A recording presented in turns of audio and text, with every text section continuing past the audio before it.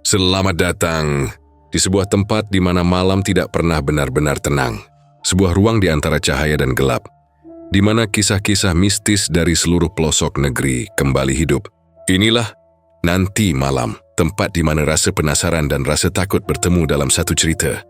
Malam ini, ku akan membawa kamu masuk ke kisah yang mungkin akan membuatmu berpikir dua kali sebelum menatap sebuah boneka di kamar tidurmu. Sebuah kisah tentang pemberian dari seorang nenek yang seharusnya penuh kasih sayang, tapi ternyata menyimpan rahasia kelam dari masa lalu. Kadang sesuatu yang tampak biasa tidak benar-benar biasa. Ada benda-benda yang menyimpan kenangan, ada yang menyimpan kutukan, dan ada juga yang menjadi rumah bagi arwah yang tak tenang. Kisah ini bermula dari seorang gadis muda bernama Rara. Dia tidak pernah menyangka bahwa boneka kecil pemberian neneknya yang terlihat begitu lembut dan polos perlahan akan membawa teror ke dalam hidupnya. Awalnya, hanya hal-hal kecil yang aneh, boneka yang berpindah tempat sendiri, suara lembut di tengah malam, dan tatapan mata boneka yang seolah hidup. Namun semakin lama semakin jelas bahwa boneka itu bukan sekadar mainan. Malam demi malam berubah menjadi mimpi buruk. Rara mulai mendengar bisikan, melihat bayangan dan merasakan sesuatu mengawasinya dari sudut kamar. Sampai akhirnya ia tahu kebenaran yang seharusnya tidak pernah ia dengar, bahwa boneka itu adalah wadah bagi arwah seorang anak kecil yang dulu tinggal bersama neneknya. Dan kini, setelah bertahun-tahun terdiam, arwah itu ingin pulang. Jadi sebelum cerita ini berlanjut, pastikan kamu berada di tempat yang aman. Pastikan lampumu menyala. Dan jangan pernah menatap boneka di kamarmu terlalu lama malam ini. Karena siapa tahu, ia juga sedang menatap balik ke arahmu. Namaku Rara. Aku berumur 21 tahun, mahasiswa tingkat akhir di Bandung. Hidupku bisa dibilang biasa-biasa saja, sibuk dengan kuliah, tugas, dan kegiatan kampus. Tapi di sela kesibukan itu aku selalu menantikan satu hal, libur semester. Karena di waktu itulah aku bisa pulang ke kampung, ke tempat di mana udara masih segar. Suara jangkrik terdengar tiap malam, dan ada seseorang yang selalu menungguku dengan senyum hangatnya. Nenek. Rumah nenek ada di Garut, di daerah yang agak terpencil, dikelilingi kebun singkong dan sawah yang luas. Rumahnya terbuat dari kayu jati tua, berdiri di atas tanah yang sedikit miring, dengan halaman kecil penuh bunga kenanga dan melati. Setiap kali aku datang, aroma bunga itu selalu menyambutku lebih dulu, sebelum nenek sempat memelukku. Nenekku, orang-orang kampung memanggilnya Mbah Suminah, adalah sosok yang lembut tapi tegas. Usianya sudah 70 tahun, tapi matanya masih tajam, gerakannya masih lincah, dan suaranya, entah kenapa, kadang bikin bulu kudukku merinding kalau beliau sedang bicara tentang hal-hal aneh yang hanya beliau tahu. Aku ingat betul, waktu itu hari ulang tahun nenek. Aku sengaja pulang ke kampung karena katanya, Mbah wis tuwo. Ra, sopo ngerti menawa tahun ngarep wis ora iso mangan tumpeng maneh.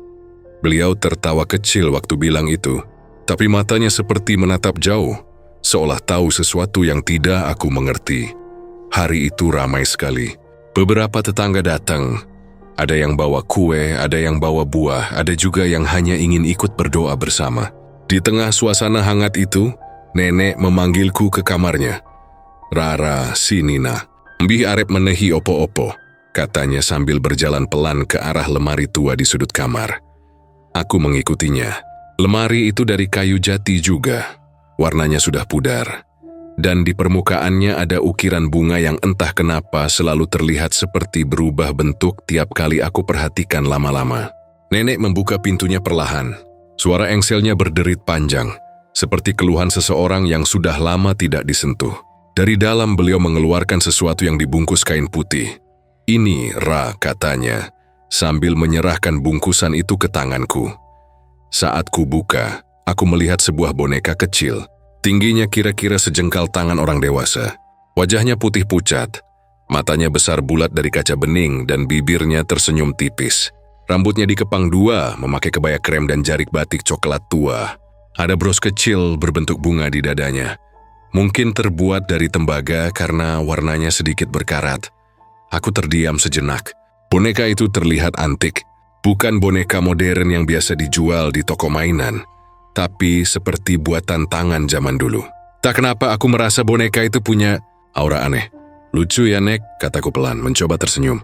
Nenek hanya mengangguk, lalu duduk di tepi ranjang. Boneka iki boneka kesayangan Mbah waktu isi enom. Tapi saiki Mbah wis tuwa. Mbah pengin kowe sing jaga. Beliau menatapku lama, tatapannya dalam.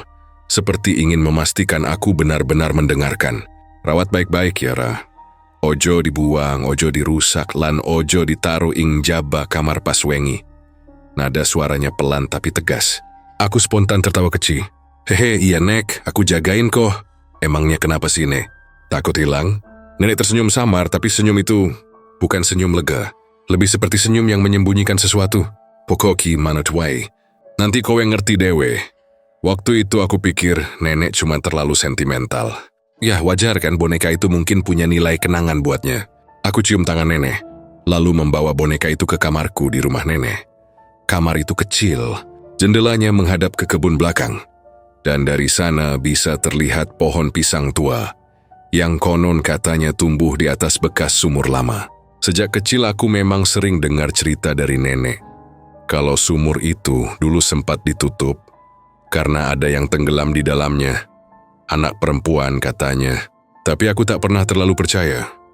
Aku meletakkan boneka itu di atas meja belajar kecil, di pojok kamar, dekat lampu tidur.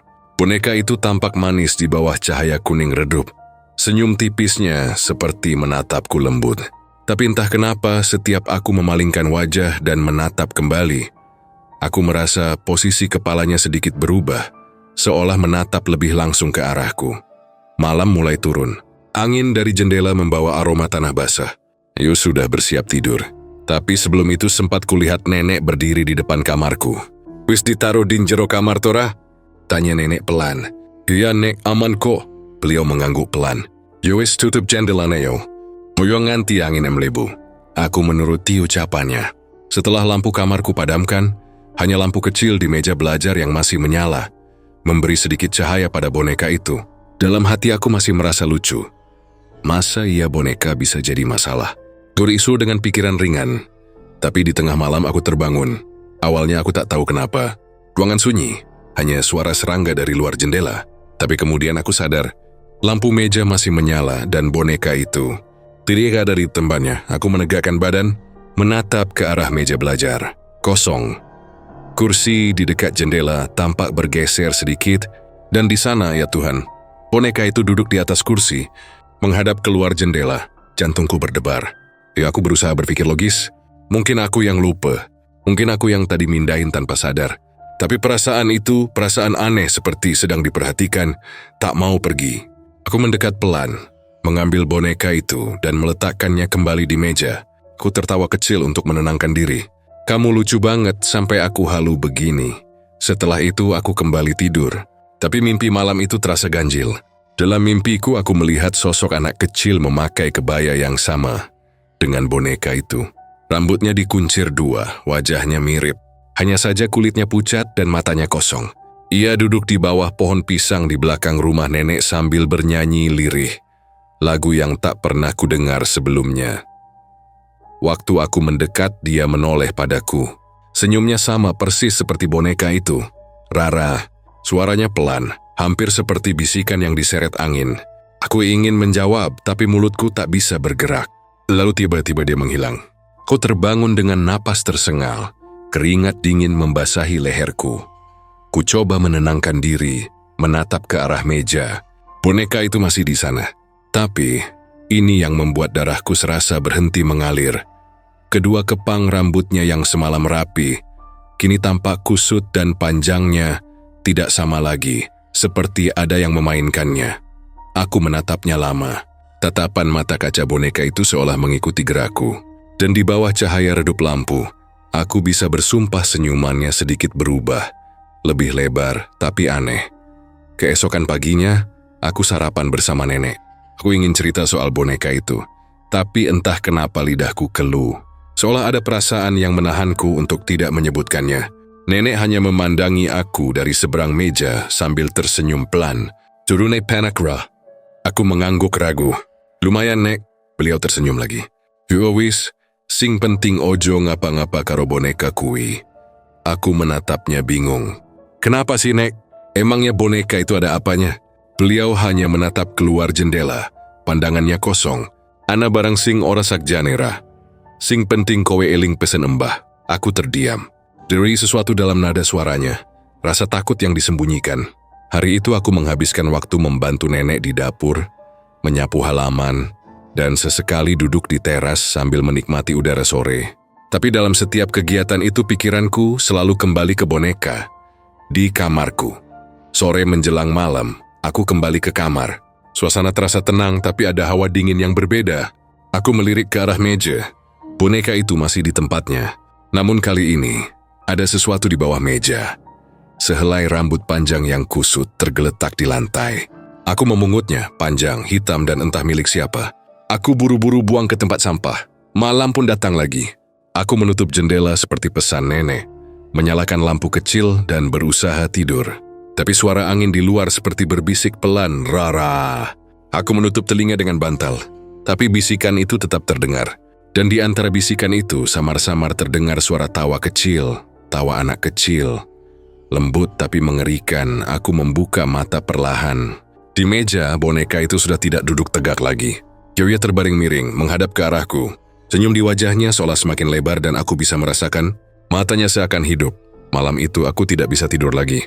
Aku hanya bisa berdoa dalam hati sambil menatap langit-langit, berharap pagi segera datang. Aku tidak tahu apa yang sebenarnya terjadi dengan boneka itu. Tapi satu hal yang pasti, malam pertama boneka itu di rumahku. Sesuatu sudah mulai berubah. Malam itu aku menatap boneka kecil itu cukup lama sebelum tidur. Posisi boneka masih sama seperti malam sebelumnya.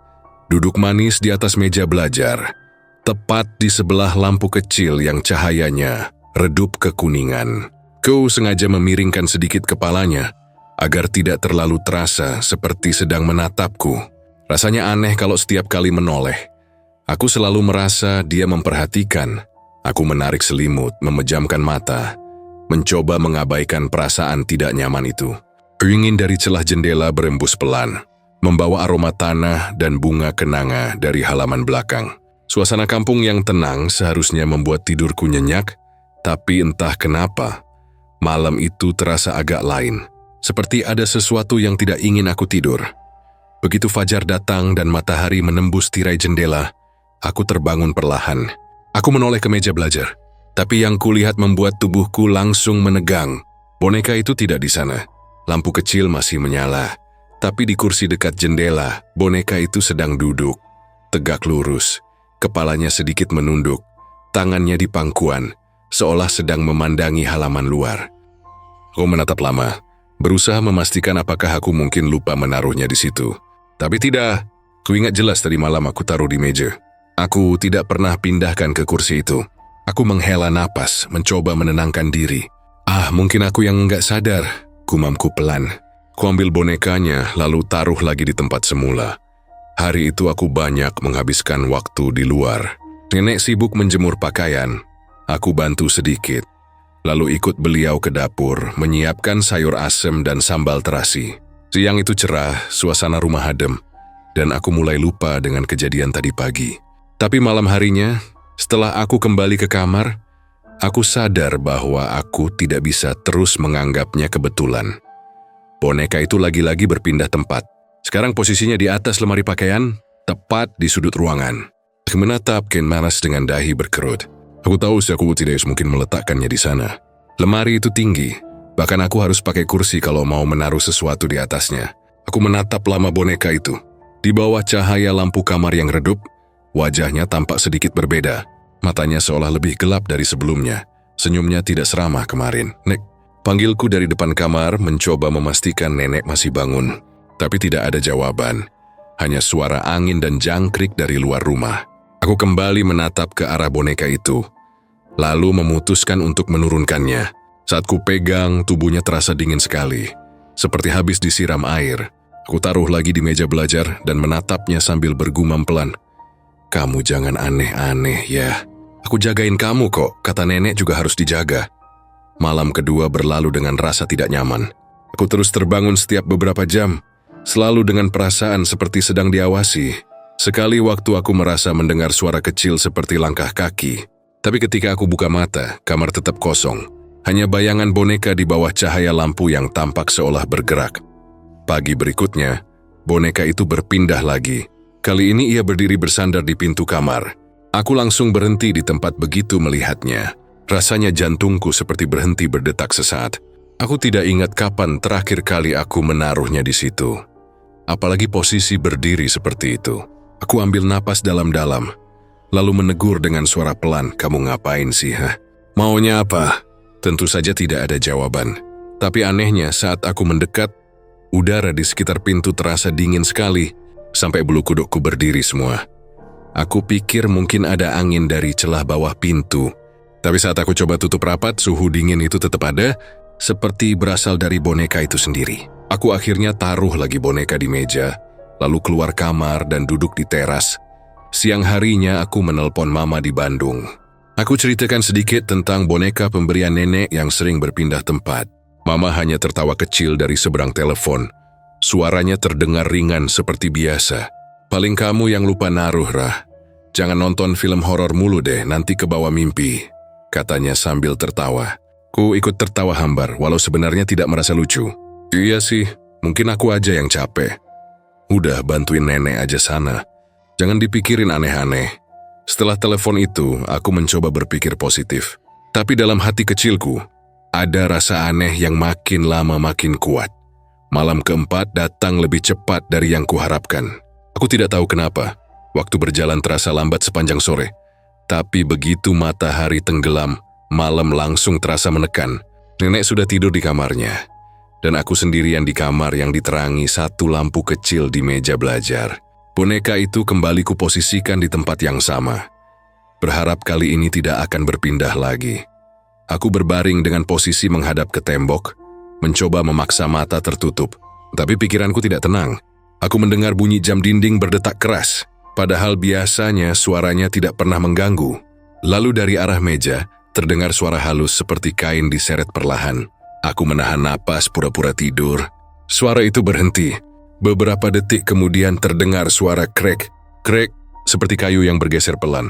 Aku berbalik dan lampu kecil itu masih menyala, tapi meja belajar tampak kosong. Boneka itu tidak di sana. Aku langsung duduk tegak. Mataku menyapu sekeliling kamar dengan cepat, dan aku melihat sesuatu yang membuat darahku serasa berhenti mengalir. Boneka itu ada di lantai, berdiri di depan lemari. Aku terdiam, tidak bisa berkata apa-apa. Perlahan, aku bangkit dari kasur mendekati boneka itu dengan langkah pelan.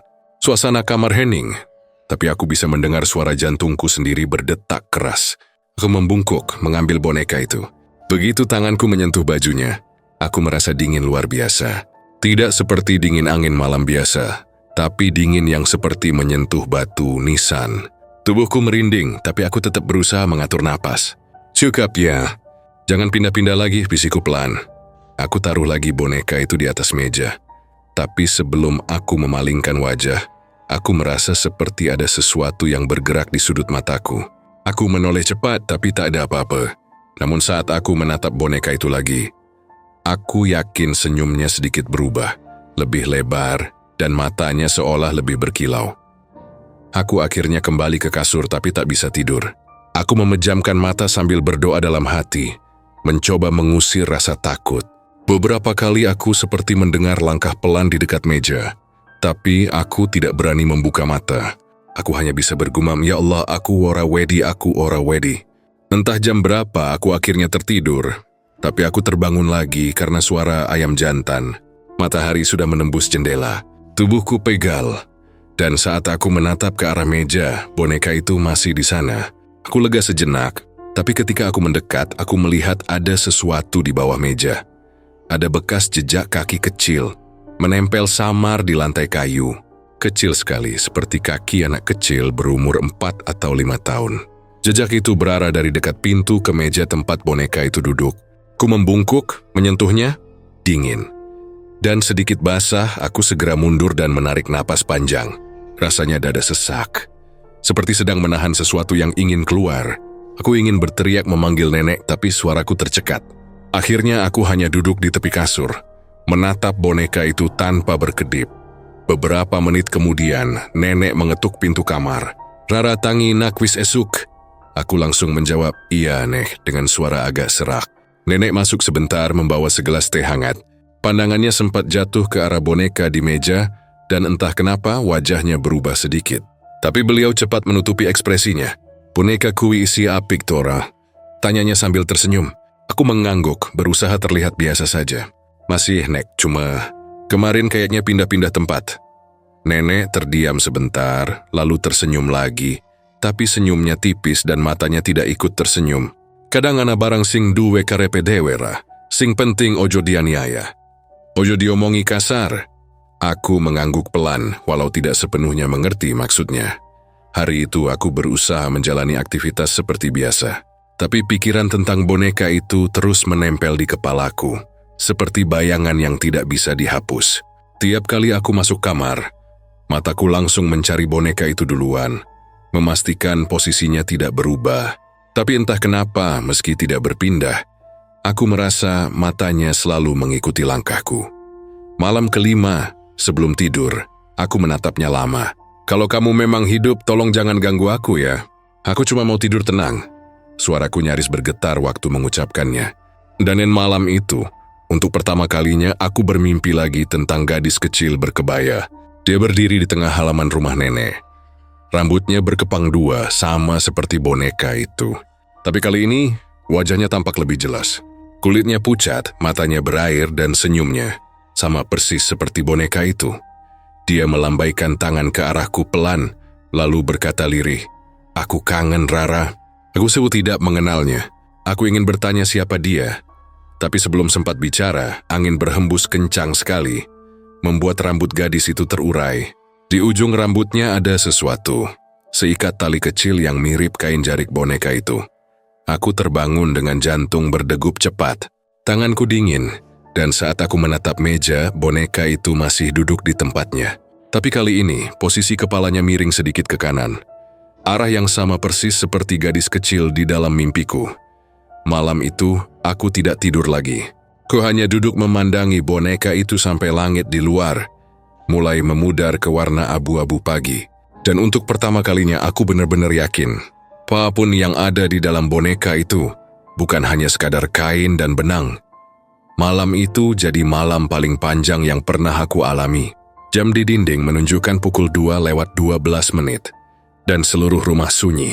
Angin dari luar jendela menembus celah gorden, membuatnya bergoyang pelan, mengeluarkan suara ser, seperti bisikan yang menyatu dengan malam. Tapi bukan itu yang bikin aku merinding. Yang bikin seluruh bulu kuduku berdiri adalah boneka itu, yang sekarang ada di lantai, tepat di sebelah tempat tidurku. Aku menelan ludah. Tenggorokanku terasa kering seperti nggak ada air sama sekali. Boneka itu tergeletak miring. Rambut kepangnya berantakan, tapi matanya, ya Tuhan, matanya yang bulat dari kaca itu, mengarah lurus ke wajahku. Seolah-olah dia tahu aku sedang menatapnya. Ku pelan-pelan tarik selimut, nutupin sebagian wajahku. Cuma nyisain sedikit celah buat ngintip. Aku nggak berani gerak. Rasanya kayak ada hawa dingin yang nyusup dari bawah tempat tidur, merambat ke seluruh tubuh. Lalu terdengar lagi suara itu. Kali ini lebih jelas, lebih dekat, dan nadanya seperti anak kecil. "Ray!" Bisikan itu lembut banget, tapi bikin jantungku hampir loncat dari dada. Aku refleks nengok, tapi nggak ada siapa-siapa. Ku tahu itu bukan suara mama, bukan juga suara dari luar. Itu dari dalam kamarku. Aku neken mulutku biar nggak teriak. Ku coba yakinin diri sendiri, mungkin cuma halusinasi. Aku udah capek, kurang tidur, mungkin cuma kebayang. Tapi suara itu muncul lagi. "Rara, ojo ninggal aku." Ku terdiam. Itu bahasa Jawa. Nenek sering ngomong kayak gitu dulu waktu aku kecil, kalau aku mau pulang ke Bandung setelah liburan di kampung. "Ojo ninggal aku, jangan tinggalin aku." Tapi kali ini suaranya bukan suara nenek. Ini lebih halus kayak suara anak kecil yang sedih banget. Aku langsung bangun dari kasur, ngeraih lampu meja, dan nyalain. Seketika cahaya kuning temaram memenuhi kamar. Tapi yang kulihat bikin aku makin gemetar. Boneka itu udah nggak di lantai. Dia sekarang duduk tegak di kursi dekat jendela, dengan posisi rapi banget. Seperti ada yang sengaja ngebetulin. Padahal aku yakin aku nggak mindahin apa-apa. Aku coba beraniin diri buat jalan pelan ke arah kursi. Setiap langkah rasanya berat, kayak lantainya tiba-tiba lengket dan udara makin dingin. Aku ulurin tangan buat nyentuh boneka itu, tapi jari-jariku berhenti beberapa senti dari wajahnya. Tiba-tiba ada hembusan udara dingin yang ngelewatin pipiku. Aku refleks mundur, hampir jatuh. Dari arah boneka, tiba-tiba tercium bau wangi bunga melati. Samar tapi jelas. Wangi yang sama kayak yang sering dipakai nenek setiap malam sebelum tidur. Nek, ku nyebut pelan, suaraku gemetar. Nenek! Tapi nggak ada jawaban, hanya keheningan yang makin mencekam. Detik berikutnya, lampu meja berkedip-kedip 3 kali lalu mati total. Gelap lagi. Aku langsung mundur dan naik ke tempat tidur, nyari HP. Ku tekan tombol power berkali-kali buat nyalain senter, tapi layarku blank. Mati juga. Dari kegelapan ku dengar suara langkah kecil. Cek, cek, tek. Pelan banget seperti kaki mungil yang menyentuh lantai kayu. Suara itu mendekat ke arah tempat tidurku. Aku tahan napas, tangan gemetar pegang selimut. Aku pengen teriak, tapi suaraku nggak keluar sama sekali. Suara langkah itu berhenti tepat di sisi tempat tidurku. Lalu, lagi-lagi suara lembut itu berbisik. Kali ini sangat dekat di telingaku. Rah, main karo aku. Ku loncat dari kasur, nyalain semua lampu di kamar. Lampu utama di langit-langit nyala terang, bikin mataku sempat silau. Tapi boneka itu hilang. Aku cari di kursi, di bawah meja, di lantai, nggak ada. Ku bahkan buka lemari, tapi tetap nggak ketemu. Rasanya kayak boneka itu lenyap begitu aja. Aku buru-buru keluar kamar, lari ke kamar mama. Mama, bangun, Ma! Mama kaget, matanya masih setengah merem. Kenapa sih, Ra? Malam-malam meribut amat. Aku ngos-ngosan, bonekanya, Ma. Bonekanya pindah-pindah sendiri. Mama menghela napas panjang. Rara, udah, kamu tuh kebanyakan nonton yang aneh-aneh di TikTok. Boneka itu cuma boneka. Mungkin kamu jatuhin sendiri. Aku mau bantah, tapi akhirnya aku diem. Gak mungkin Mama percaya hal kayak gitu. Aku akhirnya tidur di kamar Mama malam itu. Tapi tetap nggak bisa benar-benar tenang.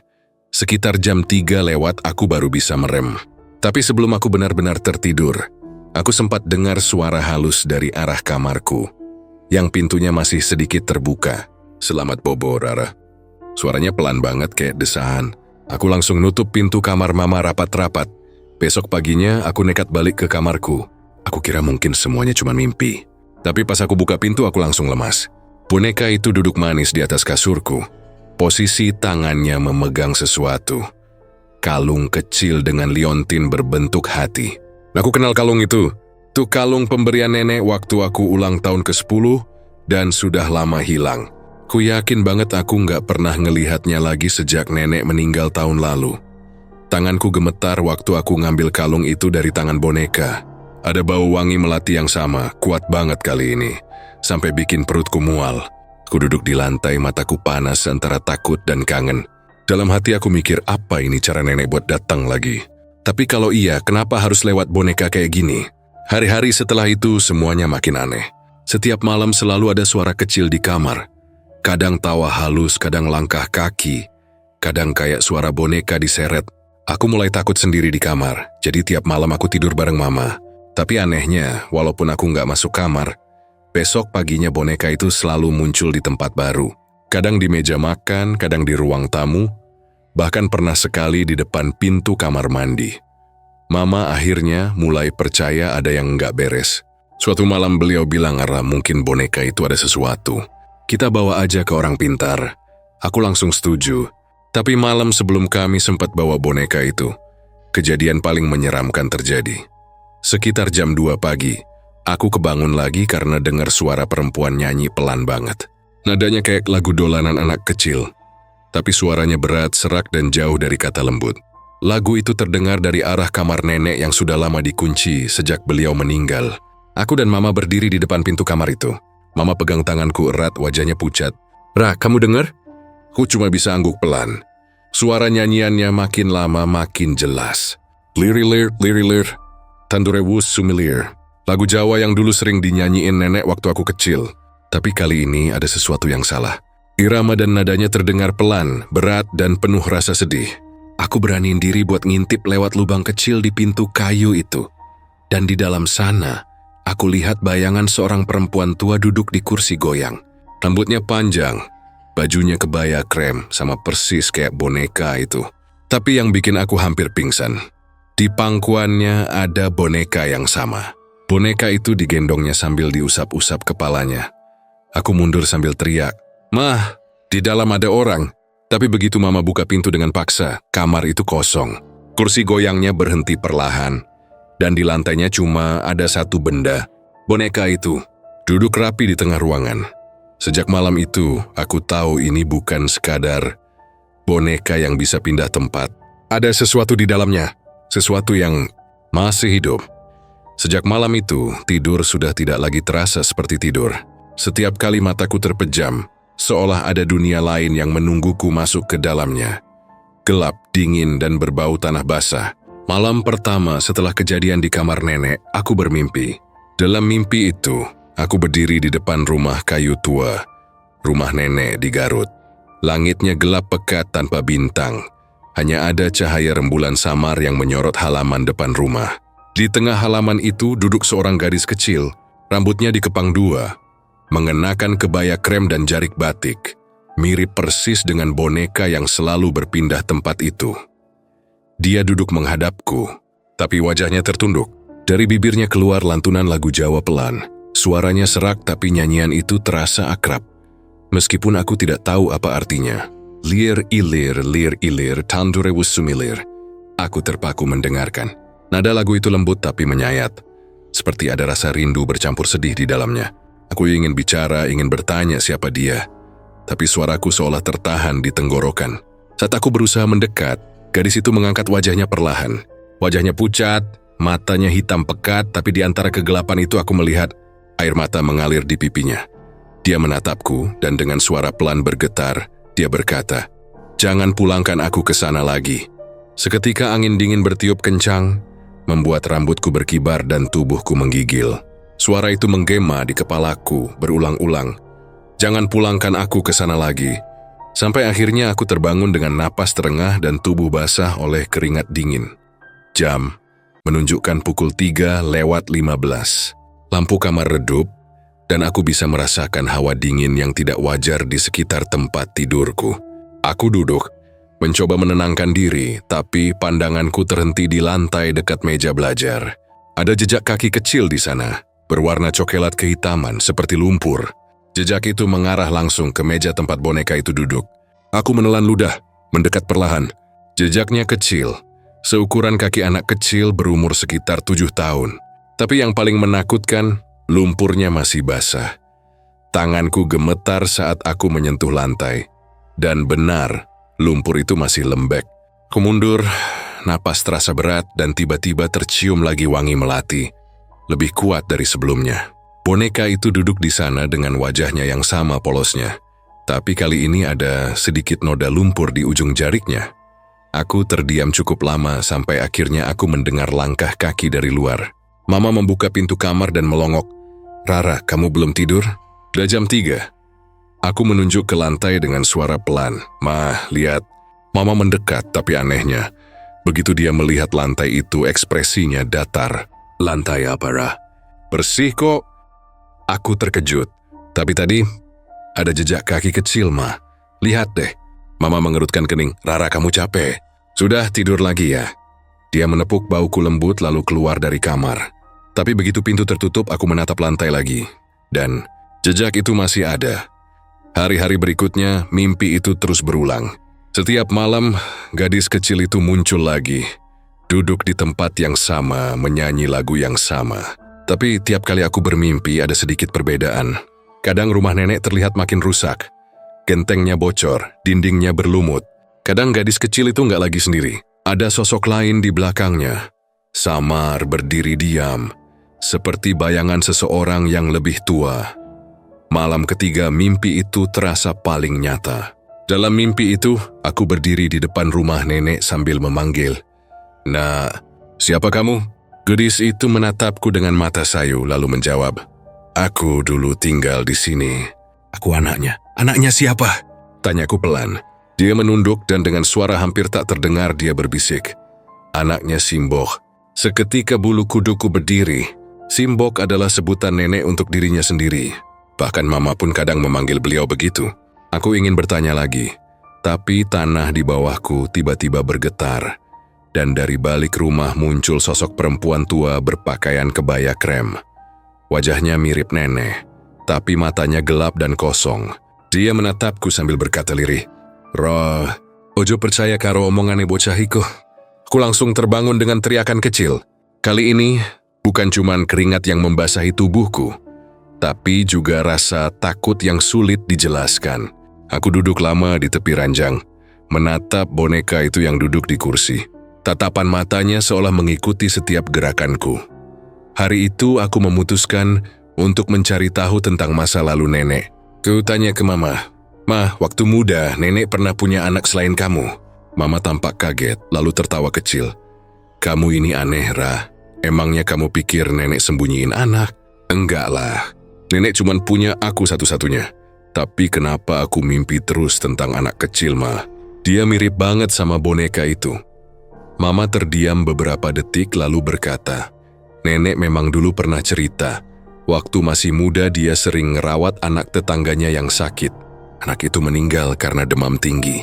Sejak itu, nenek suka sedih tiap lihat anak kecil."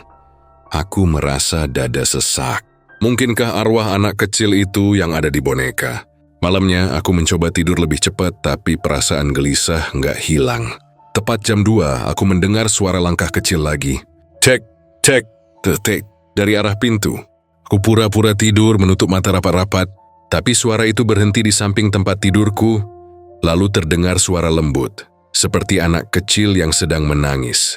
"Ra, aku ora arep bali. Ojo pulang ke aku yo." Nada suaranya sedih banget sampai hatiku ikut bergetar. Aku buka mata sedikit dan benar, boneka itu berdiri tegak di lantai. Berdiri, bukan duduk. Tangannya menggenggam kalung kecilku. Aku ingin menjerit tapi tubuhku kaku, nggak bisa gerak sama sekali. Suara tangisan itu makin jelas disusul dengan bisikan. Mereka mau ambil aku lagi.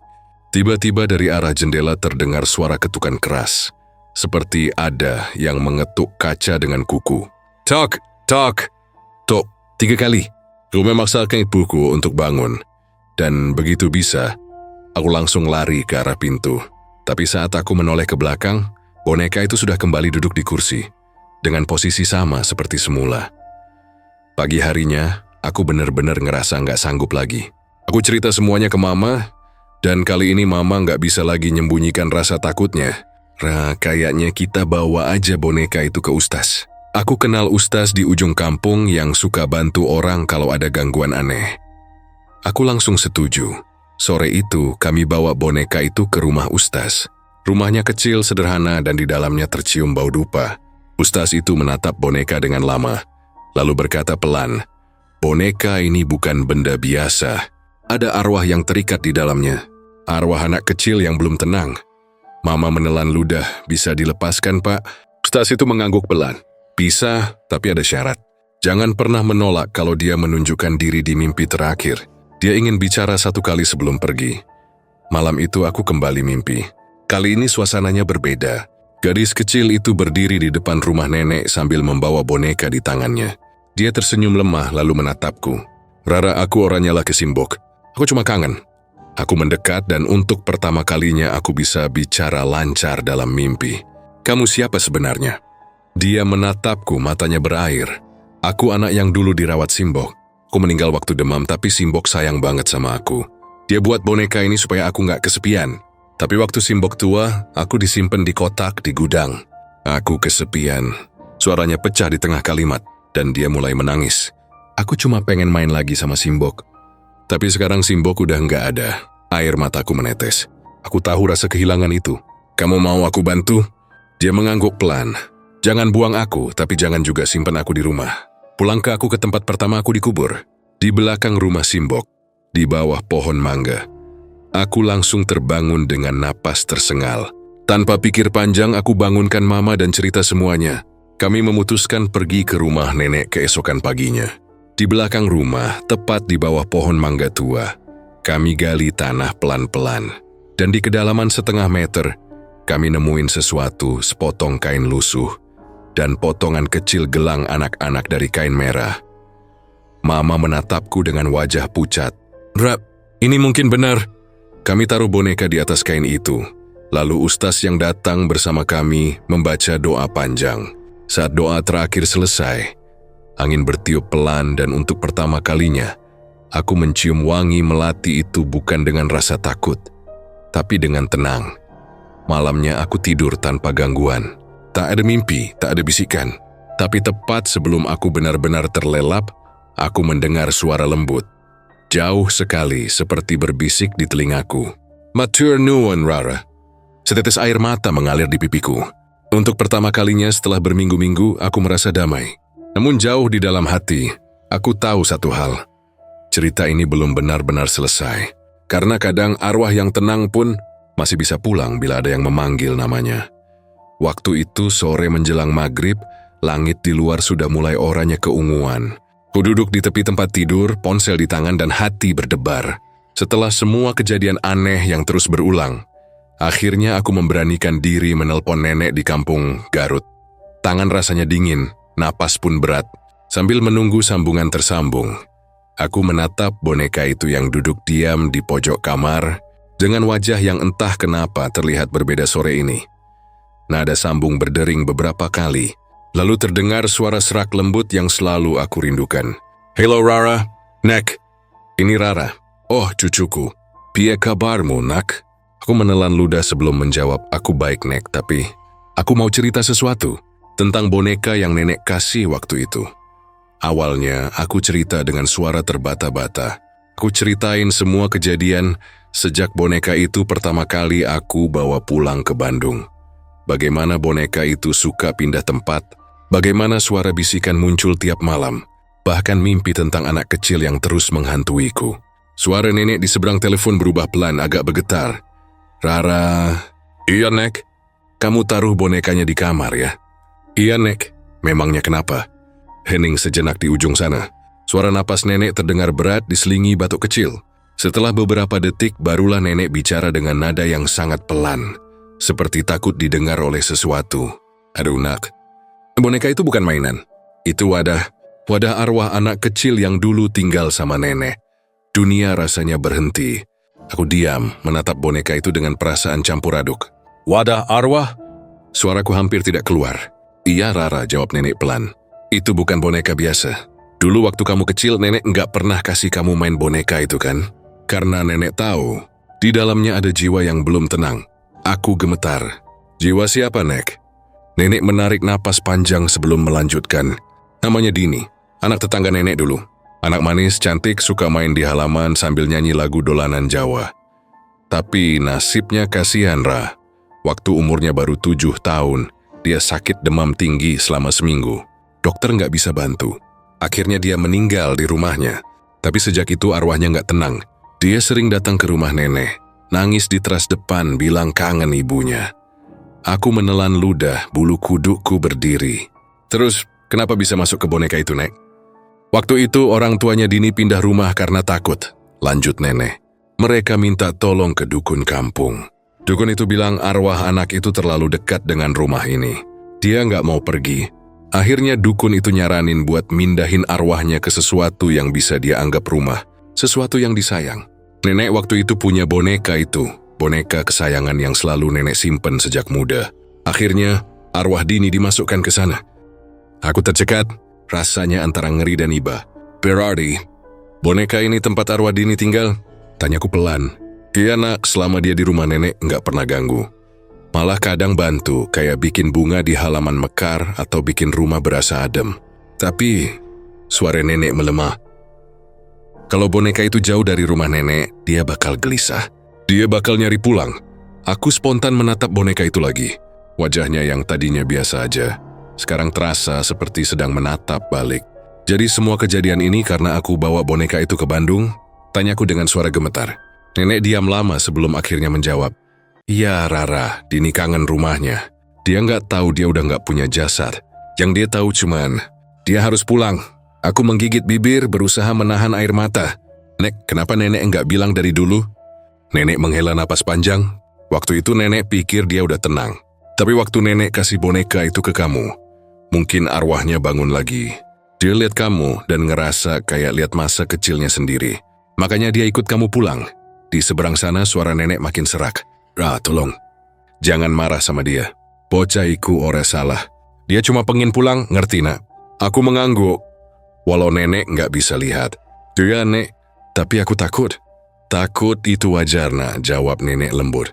Tapi ingat, kalau kamu takut dia juga takut. Arwah anak kecil itu nggak ngerti kenapa semua orang menjauh. Dia cuma butuh disapa. Air mataku mulai jatuh. Jadi, aku harus ngapain, Nek? Besok pagi bawalah boneka itu ke rumah nenek.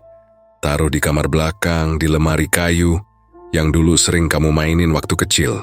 Kalau kamu nggak bisa datang sekarang, simpen boneka itu di tempat terang.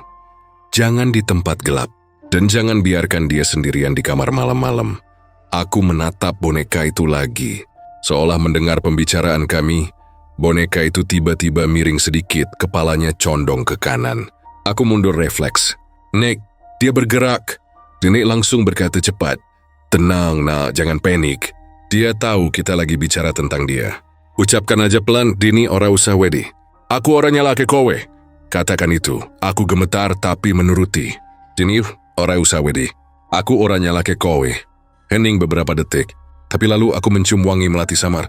Tak kenapa rasa takutku sedikit reda. Nenek di seberang terdengar lega. Bagus nak dia dengar. Itu tandanya dia masih ingat nenek. Aku mengusap mataku, menatap boneka itu lagi. Nek, kalau aku taruh boneka ini di rumah nenek, apa dia bakal tenang? Insya Allah iya. Tapi hati-hati di jalan nanti. Jangan berhenti sembarangan. Jangan buka kotaknya kalau udah dikemas. Aku mengangguk lagi walau nggak yakin nenek bisa dengar gerakanku. Iya Nek. Tapi sebelum aku sempat menutup telepon, suara nenek berubah jadi pelan dan agak parau. Leroy, iya Nek. Kalau nanti kamu dengar suara anak kecil manggil namamu di perjalanan, jangan jawab. Cukup diam dan terus jalan. Ojo dijawab nak, mengerti? Aku menelan ludah. Iya Nek, tapi kenapa? Suara nenek turun hampir seperti bisikan. Karena kalau kamu jawab, dia bakal ikut kamu lagi. Telepon berakhir di situ. Tapi setelahnya, suasana kamar terasa jauh lebih dingin dari sebelumnya. Aku memutuskan buat tidur di ruang tamu malam itu.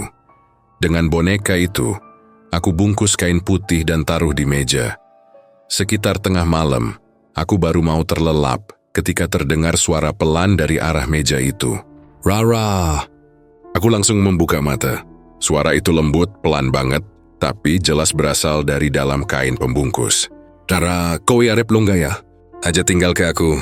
Aku menutup telinga dengan bantal, menggigil di balik selimut. Tapi di antara rasa takut itu, ada sesuatu yang bikin dadaku sesak. Suaranya bukan suara jahat. Suaranya penuh rasa sedih. Pagi harinya, aku bersiap ke Garut. Mama awalnya nggak setuju, tapi setelah aku cerita semuanya, akhirnya dia ikut. Perjalanan dari Bandung ke Garut terasa panjang dan mencekam. Di mobil, setiap kali aku memandangi kotak di pangkuanku, aku merasa seperti ada yang memperhatikan dari dalam. Setengah perjalanan, hujan turun deras dan jalanan jadi berkabut. Kami sempat berhenti di tepi jalan karena pandangan tertutup kabut tebal. Saat itu samar-samar aku dengar suara anak kecil dari luar mobil. Rara. Aku langsung ingat pesan nenek. Jangan jawab, jangan lihat. Aku menggenggam tangan mama erat-erat. Suara itu terdengar lagi, kali ini lebih dekat. Rara kowe ning endi. Mama menatapku dengan wajah pucat. Ra, kamu dengar? Aku menggeleng cepat. Enggak, Ma. Padahal jantungku berdebar hebat. Suara itu terus terdengar sampai kabut mulai menipis. Sesampainya di rumah nenek, suasana terasa berat. Rumah itu seperti memanggil. Begitu kami masuk, nenek sudah menunggu di ruang tamu, duduk di kursi goyangnya. Wajahnya pucat tapi senyumnya hangat. Nak, alhamdulillah kamu datang. Aku langsung menghampiri dan menyerahkan kotak itu. Ini, Nek. Nenek menerima dengan kedua tangan gemetar, lalu berkata pelan, Dini wiswaya hebali nak. Beliau lalu berjalan pelan menuju kamar belakang. Aku dan Mama mengikuti. Nenek membuka lemari tua dari kayu jati, yang berbau apek tapi masih kokoh. Di dalamnya ada kain putih lusuh, dan beberapa foto hitam putih. Nenek menaruh boneka itu di tengah, menutupnya dengan kain itu, lalu membacakan doa dalam bahasa Jawa campur Arab yang aku nggak paham. Tapi suasananya begitu khidmat sampai aku menahan napas. Angin dari luar tiba-tiba masuk lewat jendela, meniup tirai dan membuat lilin di meja bergoyang. Di tengah doa aku mendengar suara anak kecil tertawa pelan. Bukan tawa menyeramkan, tapi seperti suara bahagia. Nenek tersenyum samar, matanya berkaca-kaca. "Wis dini, saiki tenangan awakmu. Ojo ngikut maneh yo nak." Suasana mendadak hangat dan wangi melati menyebar di seluruh ruangan. Untuk pertama kalinya, aku merasa tenang melihat boneka itu. Wajahnya tampak lebih lembut, matanya tidak lagi tajam. Setelah doa selesai, nenek menatapku. "Rara, sekarang dia udah pulang. Kamu udah bantu nenek ngelunasin janji lama." Aku memeluk nenek erat-erat. "Aku takut, Nek. Tapi aku juga kasihan sama dia." Nenek tersenyum mengusap kepalaku. "Kamu memang anak baik. Kadang rasa takut cuma datang karena kita belum paham. Tapi kalau kita ngerti, yang menakutkan bisa jadi sesuatu yang butuh kasih." Malam itu kami bertiga tidur di rumah nenek. Udara dingin tapi tidak menakutkan. Di luar suara jangkrik terdengar jelas, dan di kejauhan seolah ada suara anak kecil menyanyi pelan. Lir-ilir, lir-ilir. Suara itu menurun perlahan sampai akhirnya hilang. Aku tahu malam itu Dini sudah benar-benar pulang, tapi jauh di lubuk hati, aku merasa seperti ada ikatan halus yang belum sepenuhnya terputus. Seolah kalau suatu hari aku memanggil namanya dengan tulus, mungkin dari dunia seberang dia masih akan menjawab, "Iya, Rara." Malam itu terasa panjang dan dingin, seperti udara membawa sesuatu yang berat dan menekan. Ku duduk di tepi tempat tidur sambil menatap boneka itu. Boneka yang sudah terlalu banyak membuatku begadang. Terlalu banyak membuatku berpikir tentang hal-hal yang bahkan tidak masuk akal. Tapi malam itu aku sudah bulat tekad. Besok pagi aku akan ke Garut. Boneka itu harus aku kembalikan ke rumah nenek. Tidak peduli apapun yang terjadi. Aku nggak mau lagi ada hal aneh di rumah ini. Aku memasukkan boneka itu ke dalam tas dengan hati-hati, lalu menutup resletingnya rapat-rapat. Tapi entah kenapa, setelah itu aku merasa ada yang memperhatikan dari sudut kamar. Padahal semua lampu masih menyala. Aku mencoba menenangkan diri, berbaring, dan menarik selimut sampai menutupi dada. Waktu kulihat jam di ponsel, jarum menunjuk pukul 00.47. Mata masih sulit terpejam meski badan sudah letih. Jeringit dari jendela terasa masuk pelan, membawa aroma lembab. Aku baru mau memejamkan mata ketika terdengar suara halus seperti sesuatu menggeser di lantai. Gesrek. Gesrek, awalnya kuabaikan. Kukira mungkin tikus atau angin yang bikin benda jatuh. Tapi suara itu makin lama makin jelas. Seperti langkah kecil. Bukan langkah manusia dewasa, tapi langkah anak kecil yang pelan dan tak beraturan. Ku menahan napas. Tiba-tiba terdengar klik. Suara gagang pintu kamar terbuka pelan. Padahal aku yakin sudah menguncinya. Daun pintu berderit pelan, diikuti hembusan angin dingin yang membuat tirai menari perlahan. Lampu kamar berkedip 2 kali, lalu stabil lagi, tapi suasananya sudah berubah. Tas tempat aku menyimpan boneka itu terlihat sedikit bergeser. Aku langsung bangun dari tempat tidur, mencoba mendekat. Tapi baru 2 langkah, tiba-tiba lampu kamar meredup pelan, seperti ada sesuatu yang menyerap cahaya di sekitarku. "Rara!" Suara itu terdengar pelan, sangat dekat, tapi tidak jelas dari mana asalnya. Aku mematung. Leherku kaku, tapi mataku perlahan bergerak ke arah meja belajar. Dan di sana, di tengah ruangan, boneka itu berdiri tegak keluar dari tas yang tadi sudah tertutup. Rambutnya yang dikepang 2 bergerak sedikit seolah tertiup angin. Matanya menatap lurus ke arah pintu kamar. Ku mundur perlahan, tubuhku gemetar. Jantungku berdegup cepat, hampir membuatku sulit bernapas. Ku ingin teriak, tapi suaraku tidak keluar. Lampu kamar kembali berkedip sekali 2 kali lalu padam. Kegelapan total. Si langsung menutup mata, memeluk bantal, dan membaca doa secepat yang aku bisa. A'udzubillahi minasyaitonirrajim. Bismillahirrahmanirrahim. Tapi di sela-sela doaku, suara langkah kecil itu makin jelas. Suara telapak kaki mungil menyentuh lantai, mendekat ke arah tempat tidurku. Tek, tek, tek. Suara itu berhenti tepat di samping ranjang. Aku bisa mendengar napas kecil, seperti anak kecil yang baru saja berlari. Lalu suara pelan itu terdengar lagi. Lembut tapi bikin bulu kuduku berdiri. Aku udah nemu jalannya pulang, Rara. Suaranya bukan suara seram, tapi suara itu terdengar penuh lega sekaligus sedih. Ada gema halus di ujungnya, seperti suara dari jauh, dari tempat yang bukan dunia ini. Ku menggenggam ujung selimut lebih erat. Air mataku menetes tanpa sadar. Aku takut, tapi entah kenapa di dalam rasa takut itu ada rasa iba. Aku bisa merasakan dia tidak bermaksud jahat. Dia hanya ingin pulang. Lalu tanpa peringatan, udara di kamar mendadak berubah dingin luar biasa. Uap napasku terlihat di udara. Lampu yang tadi padam tiba-tiba menyala setengah, redup kekuningan. Dan di depan pintu kamar, kulihat sosok samar anak kecil berambut panjang, mengenakan kebaya lusuh berwarna krem seperti boneka itu. Dia berdiri membelakangiku, lalu perlahan kepalanya menoleh setengah, bukan seluruhnya, hanya cukup untuk memperlihatkan setengah wajah pucatnya. Bibirnya tersenyum pelan. "Aku pulang dulu, ya Rara," katanya lirih. Seketika semua lampu padam lagi. Aku menutup mata rapat-rapat, mulutku komat kamit membaca doa sekuat tenaga. Ku bahkan gak tahu apa yang aku baca, semuanya bercampur antara ayat dan tangisan. Suara angin berputar di dalam kamar seperti pusaran halus. Tirai bergetar, kertas di meja berterbangan. Lalu, hening. Aku gak tahu berapa lama aku dalam posisi itu. Mungkin 1 jam, mungkin lebih. Aku baru sadar ketika cahaya matahari mulai menembus tirai. Burung-burung terdengar berkicau dari luar.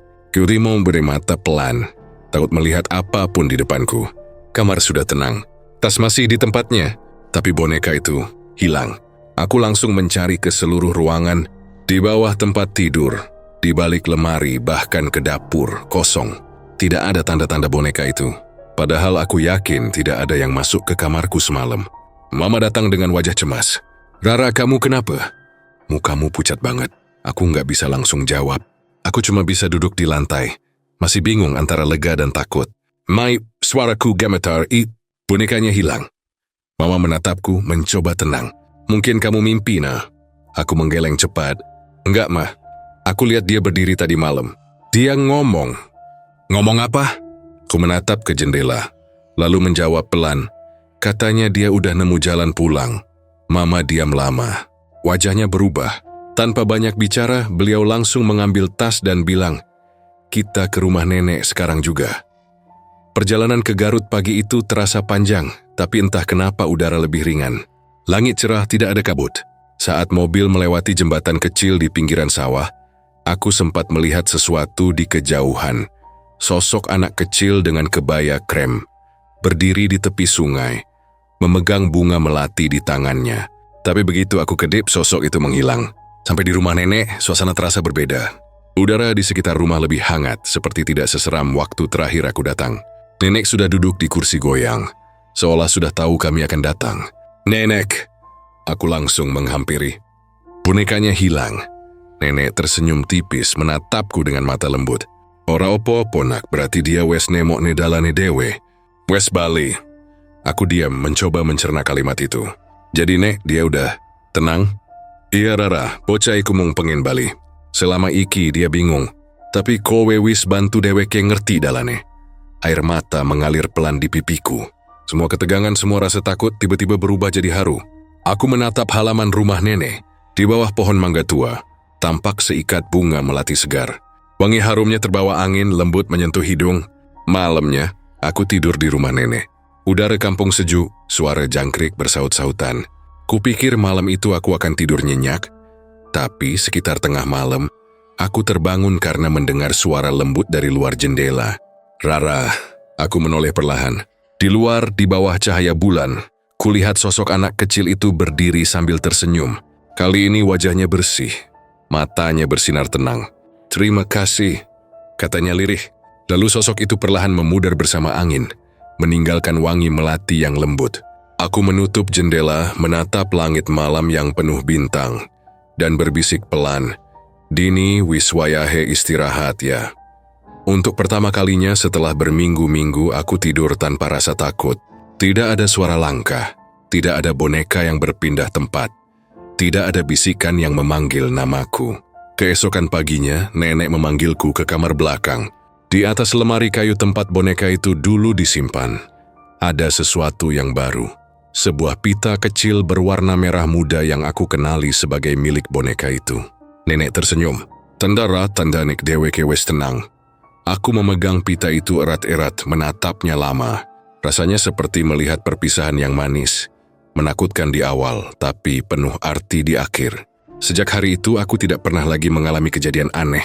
Tapi kadang kalau malam tiba dan angin berhembus pelan dari jendela, aku masih bisa mencium wangi melati yang lembut. Wangi yang membuatku teringat pada seorang anak kecil yang akhirnya menemukan jalan pulangnya sendiri. Dan di hati kecilku aku tahu, meski sudah pergi, Dini tidak benar-benar hilang. Dia cuma pulang ke tempat di mana seharusnya dia berada. Pagi itu udara terasa berbeda. Langit di atas Bandung agak mendung, tapi di hatiku justru ada perasaan campur aduk. Antara lega, cemas, dan entah kenapa, sedikit haru. Ku duduk di dalam mobil sambil menatap tas kosong di pangkuanku. Tas yang semalam berisi boneka misterius itu. Aku nggak tahu harus merasa senang karena boneka itu hilang, atau takut karena nggak tahu kemana dia pergi.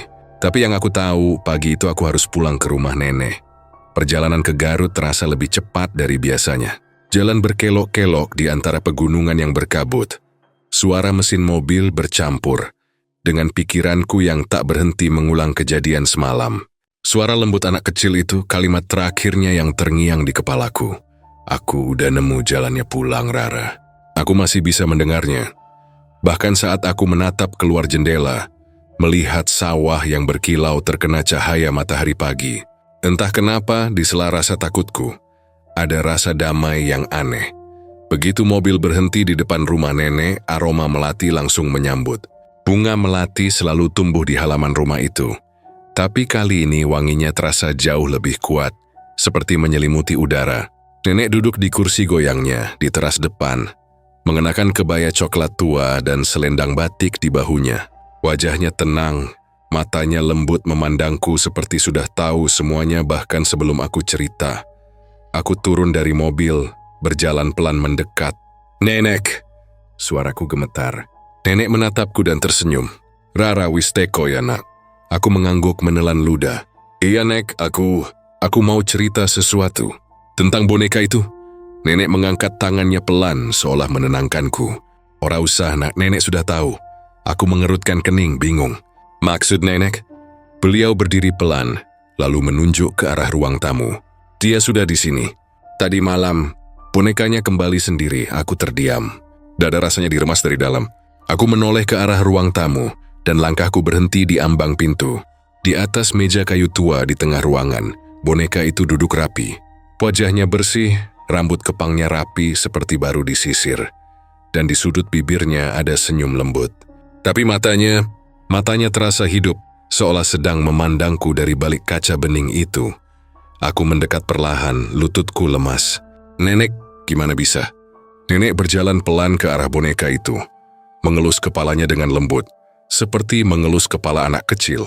"Nak, kadang arwah yang tersesat nggak perlu dipanggil atau diantar. Kalau waktunya tiba, dia akan menemukan jalannya sendiri." Beliau menatapku, senyumnya tipis. Tadi malam, waktu angin berhembus kencang, nenek dengar suara langkah kecil di depan rumah. Pas nenek buka pintu, boneka ini sudah duduk di sana, rapi, seolah baru pulang dari perjalanan jauh. Aku merinding mendengarnya. Tatapanku kembali ke boneka itu. Cahaya pagi dari jendela memantul di matanya, membuatnya tampak berkilau samar.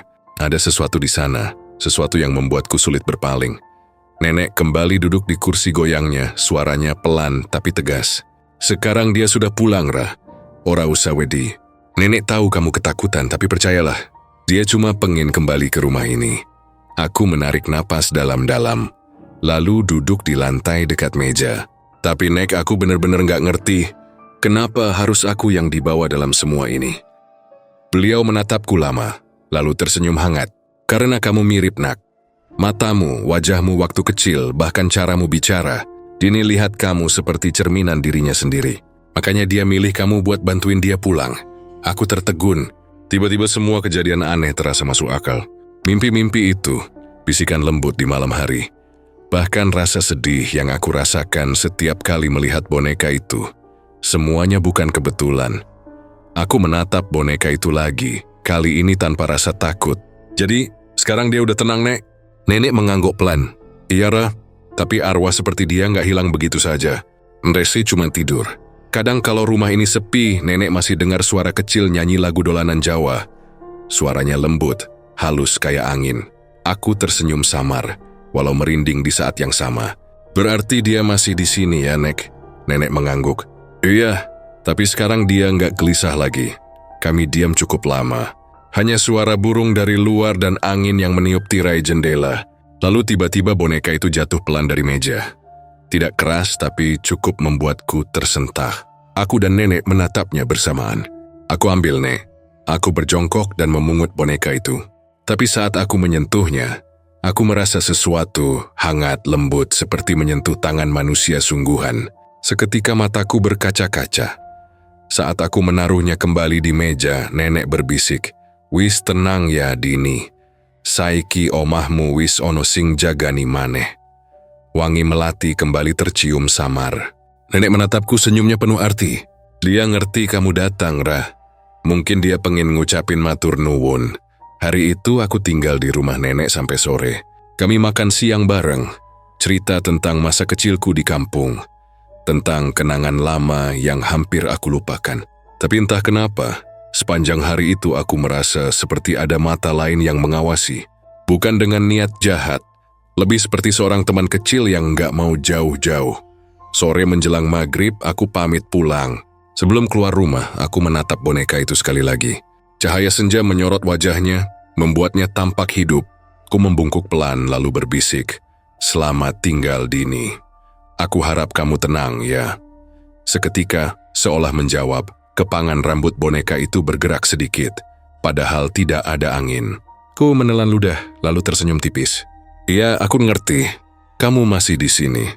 Di mobil Mama sempat bertanya, "Kamu yakin bonekanya nggak dibawa lagi, Rah?" Aku menggeleng cepat. "Enggak, Ma, biar dia di sana aja. Itu rumahnya." Mama tersenyum samar. "Ya sudah. Kadang, yang paling menyeramkan bukan karena jahat, tapi karena belum menemukan tempatnya." Perjalanan pulang terasa tenang. Tapi saat mobil melewati jalan desa yang penuh pohon bambu, aku sempat mendengar suara tawa kecil dari luar jendela. Suara lembut anak kecil yang tertawa pendek, seolah sedang berlari di halaman. Aku menatap keluar, tapi tak ada siapapun. Hanya kabut tipis dan daun-daun bambu yang bergoyang perlahan. Sesampainya di rumah, malam berjalan biasa. Tapi beberapa hari kemudian, sesuatu yang aneh terjadi. Setiap kali aku membuka lemari pakaian, selalu ada wangi melati samar. Kadang aku menemukan bunga kecil kering di pojokan lemari atau di meja belajar. Awalnya aku pikir Mama yang menaruhnya, tapi waktu kutanya, beliau bilang bukan. Aku tersenyum kecil. Mungkin itu tanda kalau dia sesekali berkunjung, tapi tidak lagi tersesat. Sejak saat itu aku berjanji pada diri sendiri untuk tidak pernah membawa pulang boneka dari rumah nenek lagi. Tapi setiap kali aku datang ke sana, aku selalu menemukan boneka itu duduk di tempat yang sama di ruang tamu. Wajahnya tetap tenang, senyumnya lembut, tapi setiap kali aku lewat di depannya, aku selalu merasa sepasang mata itu mengikuti gerakanku. Bukan menakutkan, lebih seperti anak kecil yang penasaran menatapku dengan rasa rindu. Pernah suatu malam saat aku menginap lagi di rumah nenek, listrik sempat padam. Rumah jadi gelap total. Nenek sudah tidur, dan aku hanya berbaring di ruang tamu dengan cahaya lilin kecil. Saat itulah dari arah meja tempat boneka itu duduk, aku mendengar suara halus seperti bisikan pelan. "Rara." Aku menoleh cepat. Tidak ada siapa-siapa. Boneka itu tetap di tempatnya, diam. Tapi entah kenapa, senyum di wajahnya terlihat sedikit lebih lebar dari biasanya. Aku menelan ludah lalu berkata pelan, "Dini tidur ya. Ojo dolanan maneh." Seketika, lilin di depanku bergetar sedikit dan wangi melati tercium sekali lagi. Setelah itu, suasana benar-benar tenang. Pagi harinya, waktu aku bangun, boneka itu masih di tempatnya. Tapi di pangkuannya, ada sehelai bunga melati segar. Sebenatap lama tersenyum kecil dan berkata dalam hati, "Iya, Din, aku juga kangen." Hari-hari berlalu. Hidupku kembali normal, tapi rumah nenek tak pernah sama lagi di mataku. Setiap kali aku datang, selalu ada aura hangat yang sulit dijelaskan. Dan meski aku tidak pernah lagi melihat sosok anak kecil itu, aku tahu, di antara bayangan dinding dan wangi melati yang menenangkan, dia masih ada di sana, menjaga, menunggu, dan mungkin masih ingin bermain bersamaku. Kadang kalau malam tiba dan bulan purnama menggantung tinggi, Aku bisa mendengar suara halus dari kejauhan. Lagu dolanan Jawa yang dulu hanya muncul di dalam mimpiku. Suaranya lembut, sedikit serak, tapi damai. Lir-ilir, lir-ilir. Aku menutup mata, tersenyum kecil, dan membiarkan suara itu menemaniku tidur. Karena aku tahu, tidak semua arwah yang datang adalah untuk menakuti. Beberapa hanya ingin pulang. Dan boneka itu, boneka pemberian nenek, sudah menemukan jalannya pulang. Tapi di hatiku aku tahu dia tidak pernah benar-benar pergi. Dia hanya berpindah tempat dari boneka ke kenangan.